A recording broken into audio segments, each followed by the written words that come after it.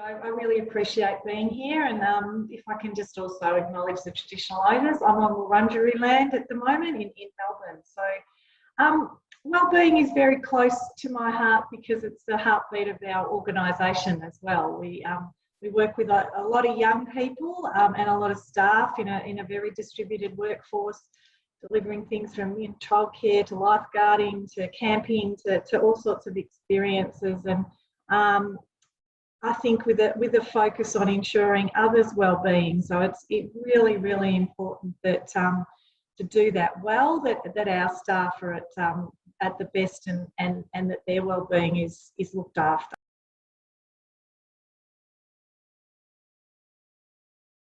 Great question, Greg, and it's a continual journey. So I think that is the important part to remember. I think if you ever stop thinking it is a journey and you've got it right, then you're losing a piece in that part of the puzzle. But the Y is quite an old organisation. We were around 175 years ago, and we've got this lovely way to look at the person as the whole in both body, mind and spirit. And I think we've worked really hard to unpack that over the years and make sure that we are looking at those three dimensions of the person and really making sure that we understand the uniqueness of those dimensions of the person. So in that frame, I feel quite privileged that within our DNA as an organisation, we had that view, but it was important to be really intentional around what that means and what we can do.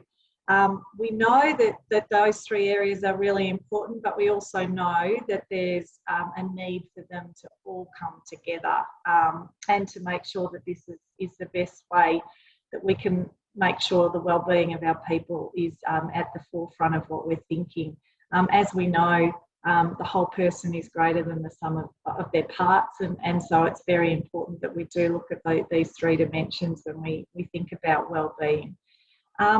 I think the other part of that for us too is that it was really important for us to focus on people's unique strengths and what their aspirations are, and how you bring that together to make sure that that part of the person is fulfilled is a really important part of the puzzle as well. So, you know, when you've actually got people's unique strengths harnessed with their aspirations within the workforce, then you can definitely make a difference and make sure people are well looked after and are provided an opportunity to be their optimal selves. And I think that is the important part. We don't want to homogenise people into roles, because that uniqueness they bring is what gives you this great strength within your workforce. And so we need to really focus on making sure that rises to the top and that we can really ensure that people are contributing in a way they want to, the way the organisation needs them to, but also bringing their flavour to the role as well.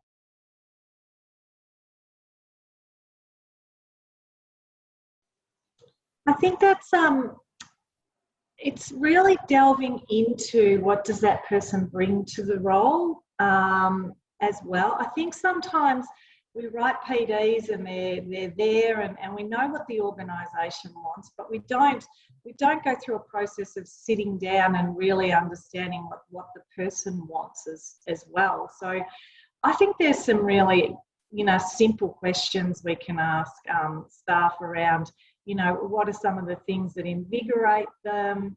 You know, I was speaking to a global mental wellbeing lab recently, and I said one of the simplest questions you can ask is what makes you happy? And in that simplicity, a bit like the "Are you okay?" question, is what can you can find that actually makes people happy, makes them invigorated about what they do at work, and then really finding where the connection with the job is important. I think that's when you get a golden thread. I think we need to just acknowledge that leadership is complex.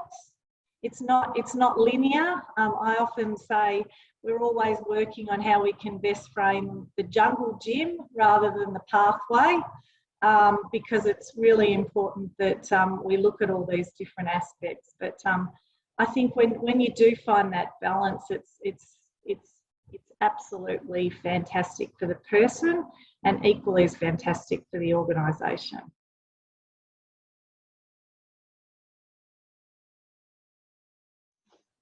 Thanks, Greg. Great question, because I'm a true believer that culture eats strategy for breakfast every day. So I think that is a really important part. Look, I don't know that we've got the exact right skills and development process in place, but I can give you a bit of an overview of where we've started with this.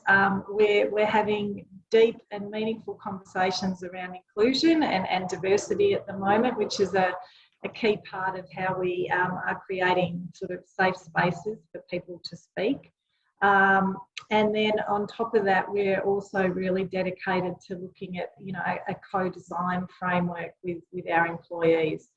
So how you find the right balance between what the employees' needs are and what the organisation's needs are, I don't for 1 minute pretend we've got a silver bullet for that, but I think by having these two large pieces of cultural work embedded in our leadership skills training and the constant conversations at governance levels are really important.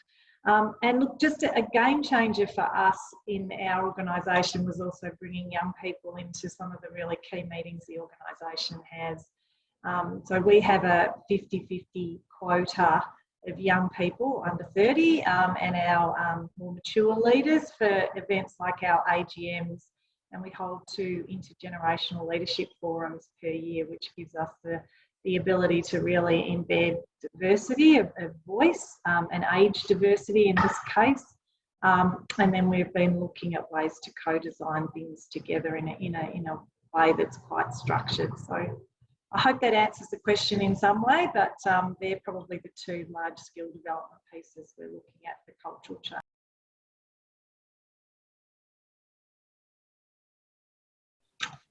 I love this question, Greg, because in a post-COVID world, we know that young people have been significantly disrupted in their employment pathways through COVID. There was some data that came out of the World Economic Forum which startled me, that was, you know, for every week a young person between 18 and 20 is disrupted from some sort of employment and education. It causes a 2% income loss across their lifetime. So for the Y particularly, we're very focused on how we can support young people in their career portfolios. And I think collectively as a country, we need to consider how we do that, because we see statistics even from the GFC around how it has disrupted young people in relation to their ongoing career portfolios, their economic earnings across their lifetime, and COVID being so considerable across the world, and especially, you know, and across Australia, it's something that we do really need to focus on. The Y's got a very strong focus on intergenerational leadership, and I think that is something that we could all involved in our organisations, which is making sure the voice of young people is contributing to the leadership of the organisation, because they are they're the leaders in the making of today. So yes, we're very concerned about young people's employment pathways, Greg, and that's going to be a big focus of what we look at over the next 12 months.